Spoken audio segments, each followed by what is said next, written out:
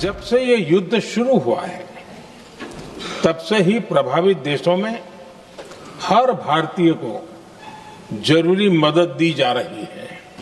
अध्यक्ष जी, प्रभावित देशों में हमारे जितने भी मिशन हैं वो निरंतर भारतीयों की मदद करने में जुटे हैं। अध्यक्ष जी, संकट की स्थिति में देश विदेश में भारतीयों की सुरक्षा हमारी बहुत बड़ी प्राथमिकता रही है।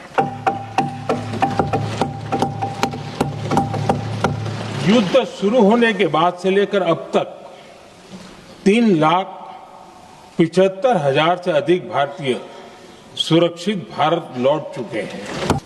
माननीय अध्यक्ष जी, भारत में बड़ी मात्रा में कच्चा तेल, गैस और फर्टिलाइजर जैसी अनेक जरूरी चीजें हॉर्मुज स्ट्रेट के रास्ते से आती हैं। युद्ध के बाद से ही हॉर्मुज स्ट्रेट में जहाजों का आना जाना बहुत चुनौतीपूर्ण हो गया है। बावजूद इसके हमारी सरकार का ये प्रयास रहा है कि पेट्रोल, डीजल और गैस की सप्लाई बहुत ज्यादा प्रभावित न हो, देश के सामान्य परिवारों को परेशानी भी कम से कम हो, इस पर हमारा फोकस रहा है। हम सभी जानते हैं देश अपनी जरूरत की 60% एलपीजी आयात करता है।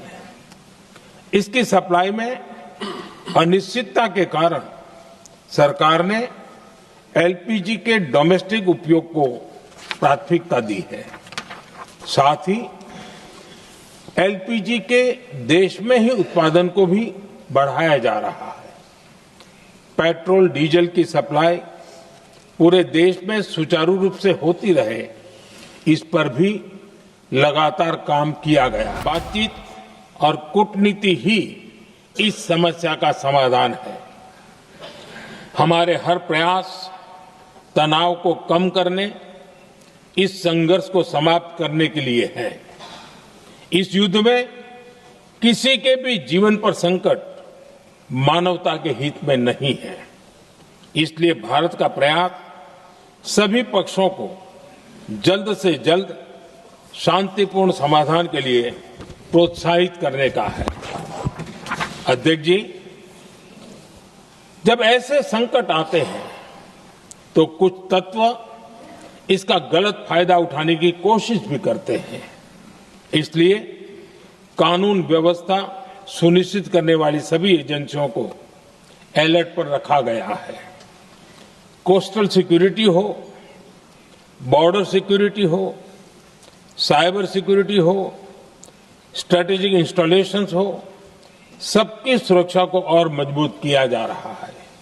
अध्यक्ष जी, इस युद्ध के कारण दुनिया में जो कठिन हालात बने हैं, उनका प्रभाव लंबे समय तक बने रहने की आशंका है। इसलिए हमें तैयार रहना होगा, हमें एकजुट रहना होगा।